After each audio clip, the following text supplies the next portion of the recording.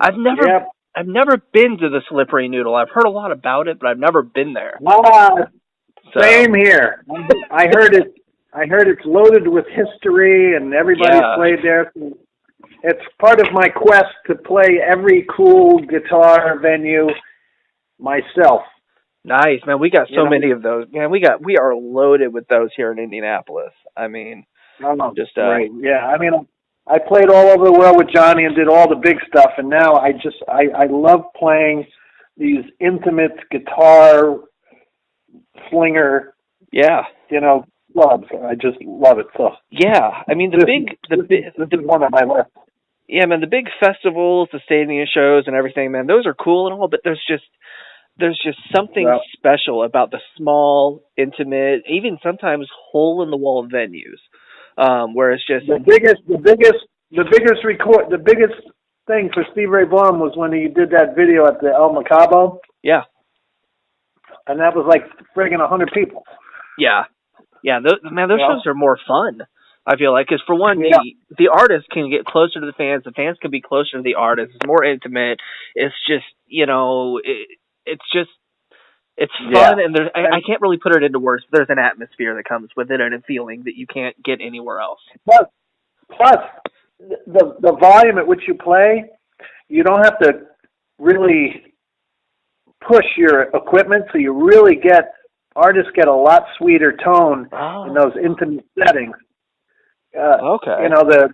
The amps aren't on this extreme level that's just killing everything. Live it's just a barrage of stuff, and everybody gets what they can out of it, the audience included. But here, the musician actually gets to hear himself. Man, I'm excited. So that's awesome. Yeah, so it's 20 seconds. So I'm coming out. I got some great musicians with me. The album's doing really well. Yeah. It came out on Sony. It's all good. Yeah, I mean, and one thing, especially, with Paul Nelson Band, man, I feel one thing I love, because I've been listening to Badass Generation all day. Thanks. Definitely, man. And one thing I love is that no two songs sound the same. It's a different experience. No. Every song, they're all different. Yes. They all stand by themselves. It's just it keeps you on your toes as a listener, because you can't get comfortable listening as a listener, because one song you're getting one thing. It's really cool, and I love it. You got some blues, you got some country rock, you've got some throwback to even some almost swing style stuff where you can you can really dance. I mean, how much time does it take as a songwriter to really perfect this stuff for you? A week. Oh, okay. Perfect. For me, it took about 1 or 2 weeks, but then the mixing and all that, it could take a lifetime. You have to know when to say no. But I appreciate that you caught on to what I'm doing for the listener. Yeah. I'm making a listening experience that you can start from the beginning and continue through, and then keep on playing it, and you don't even realize that you're back at the top again. Yeah. It's just that's what I got from researching those classic rock albums, those kind of 70s things. That they were albums in their entirety, and you would put them on, you just put it in your car and you just drive, or you put someone put. I want a thing that to relive that experience where it's like, hey, let's put this in and then just have a big party, and that album will be good. And then we'll put in some other, not like a theme like Pink Floyd, The Wall, where there's some kind of inner story, but just a sort. What I meticulously did was I made sure that even down to the instrumentation of each track, the tempo of each track, the keys of each track. One track, I never have a track follow the same key as another. I never have a harp in one song and then a harp in the second song right after it. Right. It's very important, the order, because, and that's the problem with pulling songs off individually. I don't recommend that, because musicians and producers and bands put a lot of time into the song order. Yeah. The song orders on things are being destroyed. Mm-hmm. There's something about finishing off the first track in any album and then setting you up for the second one. There's only like 2 seconds in between, so they bring you down. They fade, and I put in some fades too. I really wanted to retroize it 70s. 70s I noticed did a lot of fades, so I brought back the fade. Yeah, yeah. Which is like taboo now. So, right. Yeah. But I mean, rock and roll is supposed to be taboo. It's not supposed to go along with what else is popular and what else is, in at the time. I mean, it's the rebel music. I mean, we're kind of the outcasts of the musical world. Which it's sometimes it's frustrating, but sometimes it's nice. It's like there's this inner circle of music. It's like a community in itself. And I mean, I love the albums where you can sit and you can listen and you can kind of lose yourself in the music and you don't realize you're in a new song, or like you said, back at the top of the that's record. what I'm saying. Yeah, and not the fact that one song is just dragging on so long that it sounds like everything else. It's just like, wow, I really want to hear this whole thing. I mean, when people listen to get a CD, the first thing they usually do is, start at the top, listen to like 5 seconds and go, oh, this is no good. Yeah. Or wow, I think I'll listen to more of this. But the first thing you do, I'll listen to the first part of this song, then the first part of the next one, then the first part of the next one. Okay, I kind of get it. Yeah. I'll buy track number 3. Right. And that's why I hate the singles when they come out before an album comes out, because if I hear the single first, when I get the album, I'm going to go straight to that single if I like it, or I'm going to skip it if I don't. I'm not going to get the rest of the album because I'm already focusing on what I know is coming. Yeah, you have to create a song. You have to create a song that actually eggs on the listener to continue to listen. Yeah. And it's like, okay, I've listened to a lot of music and I purchase a lot of music, and I know there's always a song coming, and I know there's always this cool thing. I don't know what it's called. I'm not a musician myself, but for some reason, I think if I don't listen to this full song, I'm going to miss some cool stuff in the middle. I better listen all the way through. Oh, now that I listen to this, the other one started. Well, I like that riff in the beginning. I go to the next one, and the 5th, and the 6th, and the 7th. And then before they know it, it's like, holy crap, I listened to the whole album. And so that's what, that's writing. And plus we're at a really good time in music now where guys like myself, and especially like Warren Haynes, where, you go to a Warren Haynes concert and he's playing stuff from his album. Then 2 minutes later, he's playing a tribute to Freddie King. Yeah. Then he's playing an AC/DC song. Then he's doing Grateful Dead. Then he brings out the Blind Boys of Alabama. And then all of a sudden, John Scofield comes out and he's playing jazz fusion from the 70s. And the crowd's going, what the? Wow. And so the listener's more educated now. And so you're allowed to do more on an album. So I said, you know what? I'm going for this. And luckily the label's like, do whatever you want. Sony was awesome. And so I got to put slide guitar in there and slow songs like the Swamp Thing, and then chuggers like Down Home Boogie, and then Goodbye Forever is like, I'm paying tribute to like Steve Miller kind of stuff. I like Please Come Home is one of my favorites. And that one was the oddball of the bunch. Yeah, it's different. I worked on that with the singer late at night. The drummer and the bass player were asleep, and they woke up in the morning, and the singer Morton and I, we said to them, we wrote something last night, and we don't know how to explain it, but it just caught us. Yeah, and like, here it is. It's like, this is what came out when we sat down. I mean, we don't know why. It just did. Late at night, parts started coming in, and it was like, and the lyrics, I started writing these lyrics. I don't know where the hell they came from. Mm-hmm. There's actually a cool, illustration lyric video that came out for that on YouTube. It's pretty wild. You should check it out.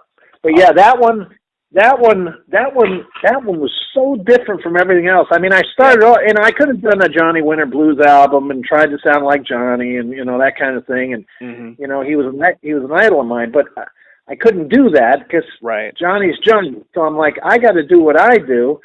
And when we lost Johnny, when the label said start writing, all this stuff just started pouring out of me from the rock and blues and retro, jazz and jam and slide and rock and whatever. I'm like, what am I supposed to do? If I do one style, the other styles, I just gotta let it all flow and that's that. Yeah, and that's why the cover's that cassette, because I wanted something that was reminiscent of the 70s, and I said, well, it's got to be that, and I wanted it to look like an Andy Warhol kind of awesome black and white New York kind of, that kind of thing. So there you go. It really reminds me of probably 10, 15 years ago now, but when System of a Down did their Steal This Album record, the album cover was just a picture of a rewritable blank CD with the album and everything handwritten on it, and it's just a very old school raw feeling to it. I wanted the cover to touch people in that way, to let them know, okay, what's up with this? This looks like something from the 70s, isn't it? Mm-hmm. Oh, okay, I get it. That's what's coming. Yeah. The production, I'm a big fan of. We all studied and listened to bands before we started recording. We had like a lockdown in the studio. We just listened to nothing but 70s music before we even started. Right. We listened to Boston. We listened to early Queen. We listened to Nugent, early Tom Petty. We listened to early ZZ Top. We listened to Allman Brothers. Bad Company, Free. Oh, Bad Company, Free. I mean, Morton. Yeah. Oh, and all the production quality of the acoustic guitars on More Than a Feeling and the drums of early Zeppelin. So that's, I wanted to recreate that, but at the same time I didn't want it to be dated. Right. So I had to use newer production techniques to make sure that it was, current. That's the thing. If you retroize something to the point where it becomes old, then it's like, well, this is old stuff. Right. So that I had to be very careful. And at the same time, you have to know when to say, okay, it's finished. That's it. No more. And that's the hard part when you're producing your own stuff, is to say, okay, I'm finished. Wait, I got to fix this. No, I'm finished. No, wait, no, let me just, I got to do that again. I thought you were finished. No, I got it. And then, 10 years later, it's like, when's that album coming out? So you have to do it. And I would assume it's even, it's almost kind of, bittersweet when it's your baby. Because, I mean, you've played with so many people on other people's, music and records and whatnot. And it's ridiculous looking at your resume. But when you have a chance to write something that's strictly for yours and your band, I mean, you have a lot more freedom, but you also want to take more time with it, That's also why I didn't put a ton of guests on this one. I said, if I'm going to do this, if this is mine, let's just make it all mine. I'll put guests on some other records or something. This is the debut of my stuff after Johnny. I had stuff out before, but I said, I didn't want it to look contrived, like, oh, okay, he's coming out with his own stuff, but he's using all he's bringing out the big guns to help him out. Right. No. Yeah. So, and believe me, they've all offered, to play on my stuff. But I did get Danny Lewis, the keyboard player from Government Mule, because I played with Sonny and Warren a lot. I played with them in Jamaica. Yeah. And Danny's a good friend, so I just sent him the track, Keep It All Together. And I said, could you put something on this? And he goes, man, he said, if I wasn't in Government Mule, this would be the band I would want to be in. That's awesome. If Mule didn't exist. And I was like, great compliment. Can I quote you on that? And he said, yeah. That's awesome. Now, I have to ask you, I've got to ask you. Can you tell me a little bit about working with WWF and the XFL and whatnot? Probably back in 2000, 2001. What that was like and how that came about. I mean, me personally, I'm a big wrestling fan, so when I saw that, I'm like, we have to talk about that. Well, I started off as a session guy, or in between other stuff. I always went back to session work. You know, that people have to make a living. How guys work. And even some of your favorite artists, all of a sudden, it's, wow, I didn't know he did this commercial. I didn't know, you know, like you hear a voiceover. So I got a call to go in. They said they were starting this new football league, the XFL. Yeah. And they needed music for the cameos for the players. Okay. And it was going to be run by the WWE, and I'm like, what the how's this going to hold? Nobody knew what was going on. No. You know, a wrestler's going to run around with helmets on? I didn't know. Right. So they gave me James Brown, I Feel Good. They gave me an AC/DC song. They gave me a rock song. They gave me a blues song. They gave me a country song. And they said, we need 12, but we can't use the original songs, but we need you to write in this style because we're going to play it behind the players. We're going to play it in all the stadiums when the guys are announcing the show. We're going to use it as opening music. We're going to use it. So I was all over that thing. I did like 12 tunes. And that's actually how I met Johnny, because I was in the same studio that he was slated to come in next. And he heard me playing, and he heard me doing the blues one. And he said, would you write some songs for my next album? So I wrote one. He loved it. Then he said, I need another one. So I wrote another one. So he said, well, there's a lot of guitar parts in there. Would you play on my album? I said, okay. And he says, well, since you're on there, you should play on all the songs. So I said, okay. He said, well, since you're on the album, you want to come on tour? I go, well, okay. And it just kept on going. And then before I know it, he had problems with his inner circle, which is in the movie Down and Dirty that I'm in. Yeah. And that tells the story. And then all of a sudden I'm producing him, and, I got him his first Grammy for his solo record. That's awesome. And the album I produced ended up being the highest charting album of his career. It ended up on 16 on the overall Billboard charts. And it didn't hit number 10 because they couldn't keep up with the sales, so they didn't list the amount of sales that week. It was in the top 10. Yeah. That's just awesome. I mean, and going back to Johnny, I mean, tomorrow you're going to be in Philly, and you're doing the All-Star Power Trio tomorrow. That's a great thing. That's fun. See, that's where I tribute Johnny. That's where I pull out the wrist.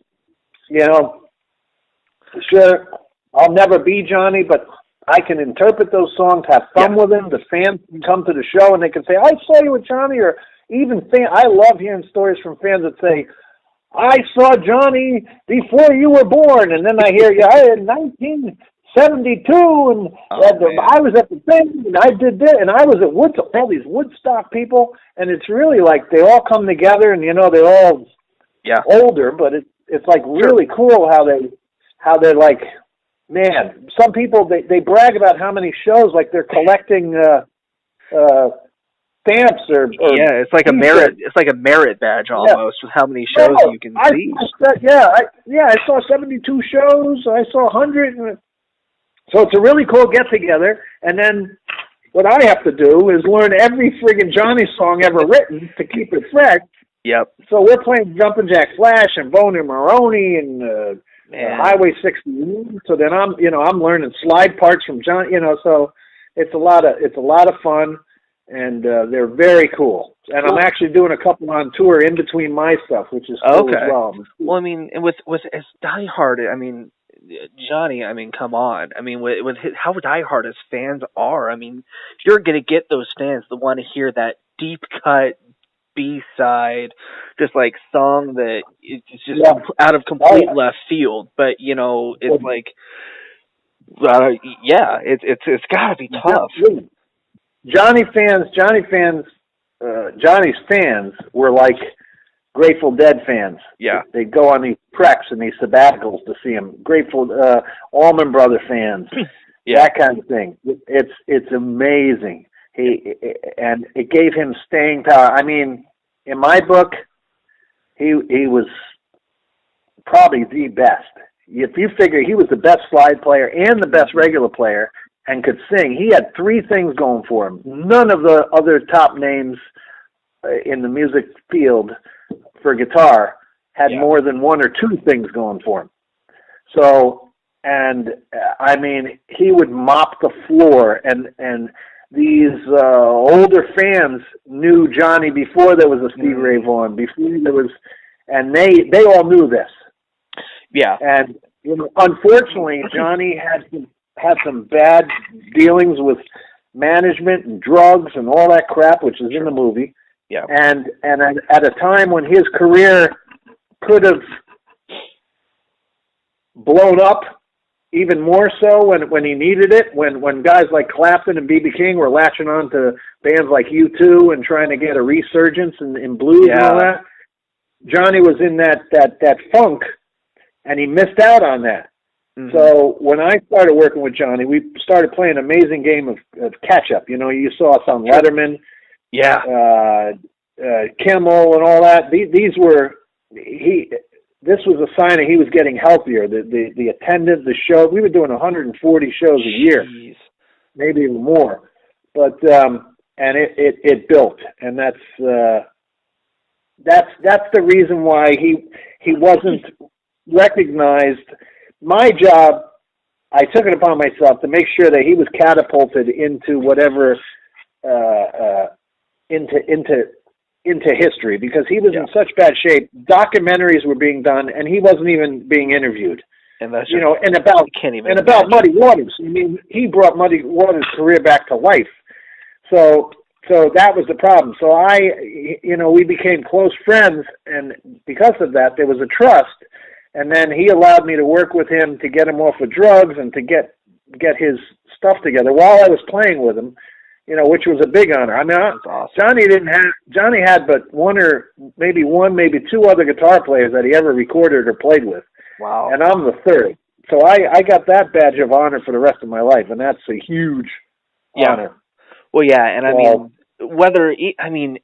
even if people don't necessarily know Johnny Winter by name, they know his music, or if they know his music, music lovers know Johnny Winter. And thank God, thank God, people are out there keeping his legacy and keeping his music alive. I mean, music will always be there, but if music's one thing, live music is another. And the music has to keep going. What's happening now is all the front runners of Jam are citing Johnny as their biggest influence, Johnny and Clapton. Yeah. You know, because Johnny would play 16-minute songs. Yeah. And that's Jam. Only the problem with Johnny was, as a musician, any guitar player that tried to learn any of the stuff would give up, after 10 minutes and go, okay, well, I sort of got some Johnny stuff. I'll go learn some Stevie Ray Vaughan stuff and Hendrix. That's a lot easier. Yeah. There's a reason he's a legend. Exactly. Yeah. So, yeah. So, when you're doing, Paul Nelson band shows, are you doing strictly your solo, or are we doing some Johnny stuff and stuff as well? Because, you played with everybody. Everything? Everything. Awesome. So stuff, I'll do some instrumentals, Freddie King, the standards that guitar players do, some Freddie King and some maybe stuff in the Blues Breakers, stuff that I get off on, that kind of thing. And then I'll do my stuff, and then I'm sure there's Johnny fans there, so I'll play some Johnny stuff. So they're actually getting a really cool mix of a lot of stuff. That's awesome. I love the blues stuff. The blues is the most purest form of music. It's the most honest. There's so much, into it that it's the most fun to listen to, and it's the most emotionally charged music there is. But not just rock, it's the easiest to first learn and play something, the blues, but it takes a lifetime to friggin' master it. Yeah. It's insane. Yeah, exactly. And it's not as simple as people think. No. It's the simplicity that's so difficult to get. Yeah. Yeah, and I am planning on being there on the 22nd because cool. I think I've got 10 shows set already this month, but I plan on being there whether my wife wants me to do another show or not. So I have Samantha Fish's drummer, Go-Go Ray, on this. Oh, nice. Okay. Yeah, he's a monster. Oh, and I have Ethan Isaac. He's singing. He's from a band called Edison. Okay. Yeah, great set of pipes, and bass player David Greaves. He's good. So I got a bunch of good guys. It's gonna be fun.